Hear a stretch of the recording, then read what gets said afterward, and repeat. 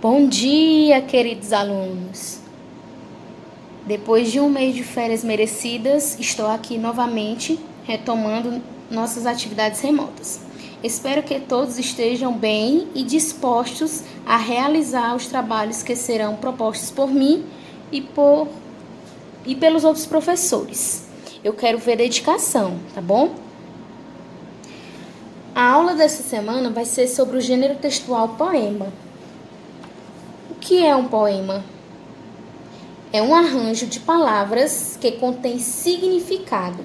Por meio dele são expressos os pensamentos e sentimentos do autor. Um poema pode ser a respeito de vários temas.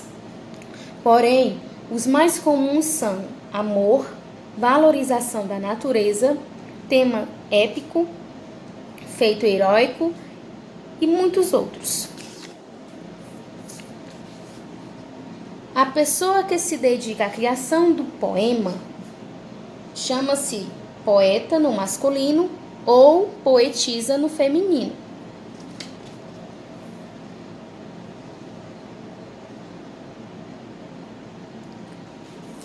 O gênero textual poema se divide em versos,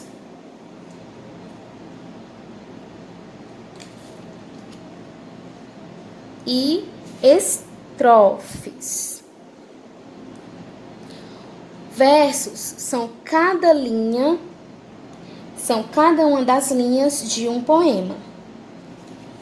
E os estrofes é o grupo desses versos.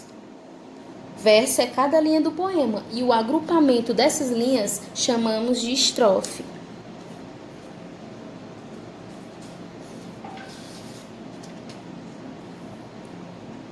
Como chamamos quem narra o poema? Pois nas narrativas nós temos o narrador, ele pode ser personagem, onisciente, né? Mas no poema é diferente. Nós chamamos de eu lírico e tem alguns lugares que também chamam de o eu poético. Então, quando você for falar sobre o tema de um poema, você vai dizer assim, o eu lírico fala sobre... Aí você vai dizer o tema, o eu lírico, tá bom? Pois é quem narra o poema. Qual é a linguagem do poema? A linguagem de um poema pode ser denotativa ou conotativa. A linguagem denotativa é aquela que tem o sentido real, o sentido tal qual está no dicionário. Por exemplo, minha geladeira quebrou. Geladeira que está de outra cor é a palavrinha que vai estar na outra frase e na outra frase vai estar com significado diferente. Aqui é o sentido tal qual. Geladeira é aquele eletrodoméstico, né? Que a gente guarda frutas, carnes e etc.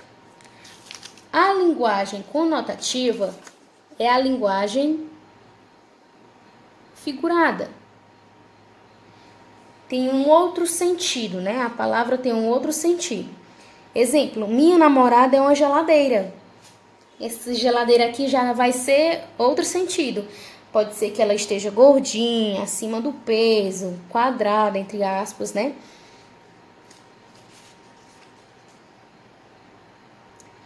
Só lembrando que os versos, alguns poemas, os versos, eles podem ter rima, outros não. Eu vou mostrar para vocês um poema com rima e outro sem rima. Aqui nós temos o poema do Luiz de Camões, o poema Amor é Fogo que Arde Sem Se Ver, que inclusive virou música. Nós temos aqui um poema com 4 estrofes e 14 versos, pois o verso é cada linha, então a gente vai contar cada linha, são 14.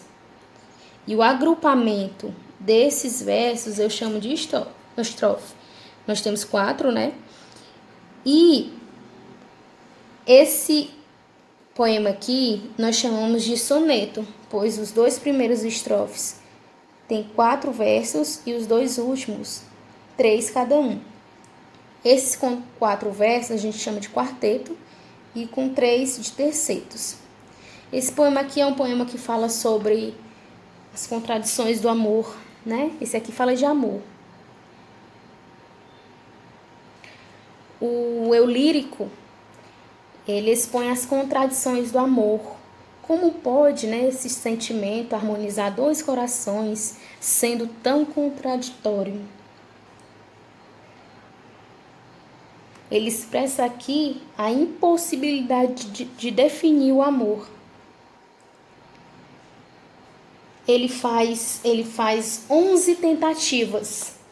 Os 11 primeiros versos é uma tentativa de definir o amor. E as 3 últimas são tentativas de interrogação, que apresentam o amor como um sentimento contraditório. E mesmo ele sendo contraditório, é muito procurado pelos corações humanos, né? Vejamos aqui, ó. O ver, ele rima com o doer. O sente com o descontente. Querer com perder. Gente e contente. Vontade e lealdade. Favor e amor. Esse é um poema que apresenta rima. Eu vou mostrar outro para vocês, que inclusive tem no livro didático de vocês. Ele não tem rima. Vou falar um pouquinho sobre ele, pois eu fiz algumas questõezinhas para vocês responderem, tá bom? Aqui está o poema A Palavra, de Carlos Drummond de Andrade. Já não quero dicionários consultados em vão.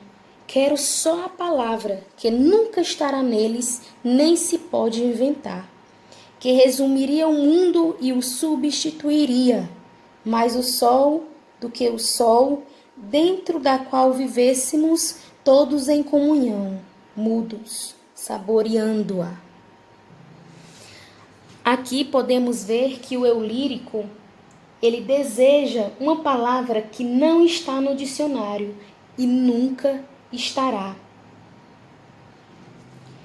Ele expressa, né, que essa palavra teria o brilho tão intenso que seria capaz de iluminar e garantir seu calor a tudo e a todos, mais do que o sol. Percebemos aqui que não tem rima, né? É um poema em versos. Eles podem ser rimados ou não. Nós temos agora aqui uma quadra poética, uma quadrinha poética da Ana Bolena, que é um pseudônimo usado por esta moça, a Amanda. Ela é de Belo Horizonte. Inclusive, teve umas quadrinhas dessa que entraram no vestibular de lá. E esse aqui está no nosso livro didático. Eu vou falar um pouquinho dele também, pois eu fiz algumas questões para vocês responderem. Fui engolindo aquelas palavras duras de concreto que eu deveria ter dito no momento certo. Nós podemos ver aqui, né, a linguagem, né? Nós temos aqui a conotação.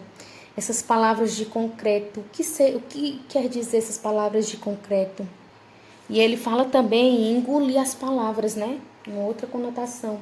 Engolir. O que seria esse engolir, né? Seria dizer que as palavras que estavam dentro dele, que ele não conseguiu dizer, está fazendo ele sofrer. O eu lírico diz que as palavras que engoliu são duras de concreto, né? São representadas, inclusive, pelos vários retângulos que lembram prédios. Como ele não conseguiu dizer as palavras no momento que ele queria, ele ficou com as palavras dentro dele, fazendo ele sofrer. Por isso que a gente tem que colocar pra fora. Quando a gente tá assistindo alguma coisa, vontade de falar, devemos colocar pra fora. Porque senão aquilo ali vai corroer você por dentro, corroer. Tá certo? Podemos ver aqui, ó, que o corpo do eu lírico é preenchido pelos vários retângulos que representam as palavras duras de concreto, o que revela que ele também passou a ser feito de concreto. Às vezes as pessoas se tornam tão amargas, né, tão egoístas por conta disso, por não conseguir se expressar, não conseguir falar o que sente, mas a gente deve falar no momento certo, não engolir tudo pra si, porque aquilo ali vai corroer você por dentro. Eu espero que vocês tenham entendido, tá bom? Para que vocês possam fazer a atividade. Então, pessoal, tenham um bom dia e uma boa semana.